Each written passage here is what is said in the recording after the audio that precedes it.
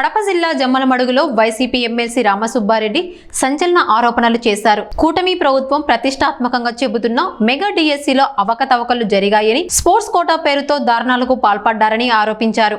అక్రమాలపై తాము నిరసన చేపడితే పోలీసులు అడ్డుకున్నారని, తమ గొంతు నొక్కుతున్నారంటూ విమర్శించారు.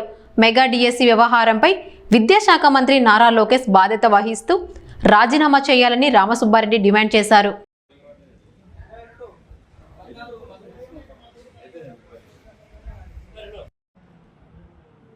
మీ అందరికీ తెలుసు 2025 మెగా డిఎస్సిలో అవకతవకలు జరిగాయని, డిఎస్సి కష్టపడి డిఎస్సి ఎగ్జామ్స్ రాసినటువంటి లక్షల మంది అందరూ కూడా ఈరోజు పోస్టులు అమ్ముకున్నారని, పేపర్ లీక్ అయిందని, స్పోర్ట్స్ కోటాలో అనర్హులకు ఉద్యోగాలు ఇచ్చారు, వాళ్లకు కావలసిన వ్యక్తులకు ఉద్యోగాలు ఇచ్చే విధంగా, పోస్టులు అమ్ముకునే విధంగా కార్యక్రమాలు జరిగాయి, మాకు అన్యాయం జరిగిందని చెప్పి చాలామంది అందరూ కూడా ఆధారాలతో సహా డిఎస్సిలో పాల్గొన్నటువంటి అభ్యర్థులు అందరూ కూడా చాలామంది ముందుకొచ్చి కంప్లైంట్స్ ఇవ్వడం జరిగింది. ప్రభుత్వం దృష్టికి తీసుకుపోవడం జరిగింది.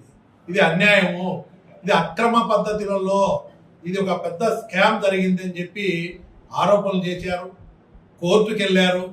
అయినా ప్రభుత్వం స్పందించకపోవడం, ప్రతిపక్ష నాయకుడైనటువంటి మా నాయకుడు జగన్మోహన్ రెడ్డి గారిని కూడా కలిసి, సార్ దీంట్లో అవకతవకలు జరిగినాయి, ఇది పెద్ద స్కామ్, 2025 డిఎస్సి అనర్హులకు, అర్హత లేని వాళ్ళకు కూడా పరీక్షలు రాయకుండా కొన్ని వందల పోస్టులు ఇచ్చారు, రాష్ట్రంలోనే కాదు దేశ చరిత్రలో కూడా ఎప్పుడు ఇలాంటి పద్ధతి లేదు అని చెప్పి ఆరోపించడం జరిగింది.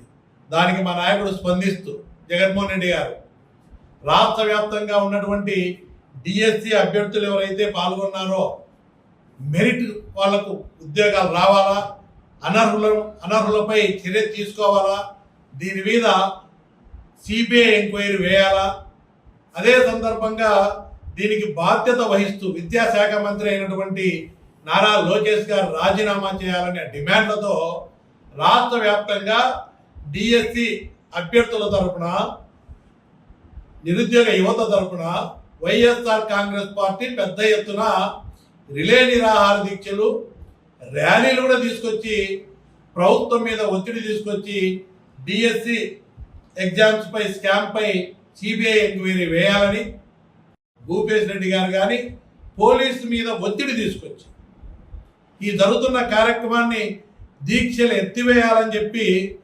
దౌర్జన్యంగా పోలీసుల మీద ఒత్తిడి తీసుకొచ్చి దీక్షలు భగ్నం చేసిన పరిస్థితి జమ్మలమడుగు నియోజకవర్గంలో పరిస్థితి ఈ నియోజకవర్గ ప్రజలు కానీ రాష్ట్ర వ్యాప్తంగా కూడా అందరూ చూసినారు. ఈరోజు మీరు అందరికి కూడా ఇదే సబ్జెక్టు మీద ర్యాలీలు చేశారు. ర్యాలీలు చేస్తే అందరికి కూడా నోటీసులు ఇచ్చారు. ముఖ్యమైన వైఎస్ఆర్ కాంగ్రెస్ పార్టీ నాయకులు అందరికి కూడా మీరు ర్యాలీలు చేయొద్దు అని చెప్పి నోటీసులు ఇచ్చారు. మీరు దౌర్జన్యంగా నోరు నొక్కాలని చూస్తూ ఉన్నారు. ఈ స్కామ్ బయటికి రాకూడదు అనే ఉద్దేశంతో నోరు నొక్కాలని ప్రయత్నం చేస్తున్నారు. జగన్మోహన్ రెడ్డి గారు కానీ వైఎస్ఆర్ కాంగ్రెస్ పార్టీ నాయకులు పోవడం లేదు. ఎందుకు? ప్రతిపక్ష హోదా ఇస్తే మాట్లాడే సమయం దొరుకుతుంది, మాట్లాడే అవకాశం వస్తుంది. ముఖ్యమంత్రి తర్వాత అంతటి సమయం ప్రతిపక్ష నాయకుడికి వస్తుంది. లేకపోతే దీక్షలు ఎత్తేసినట్టే అక్కడ కూడా హౌస్లో కూడా మాట్లాడనివ్వకుండా ఇదే పద్ధతి కొనసాగిస్తారు. దానివల్ల ఉపయోగం లేదు. మా నోరు ప్రజాస్వామ్య పద్ధతిలో జరగట్లేదు. ఈరోజు ప్రజాస్వామ్యాన్ని కూని చేసే విధంగా హౌస్ నడుస్తుంది అనే ఉద్దేశంతో ఈరోజు జగన్మోహన్ రెడ్డి గారు కానీ వైఎస్ఆర్ కాంగ్రెస్ పార్టీ నాయకులు వెళ్ళట్లేదు.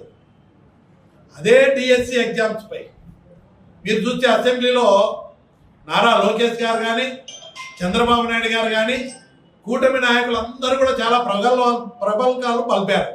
అంటే జగన్మోహన్ రెడ్డి రమ్మని చర్చకు, జగన్మోహన్ రెడ్డి పారిపోతున్నాడని చెప్పి బయట ఏదో అనవసరమైన ఆరోపణలు చేస్తున్నారని చెప్పి ఆ హౌస్లో డిఎస్సిపై స్టేట్మెంట్ ఇచ్చి అక్కడ వాళ్ళందరూ కూడా మాట్లాడిన విధానం, వాళ్ళు మాట్లాడిన దాంట్లోనే తేటతెల్లం అవుతా ఉంది. తప్పు చేశాము.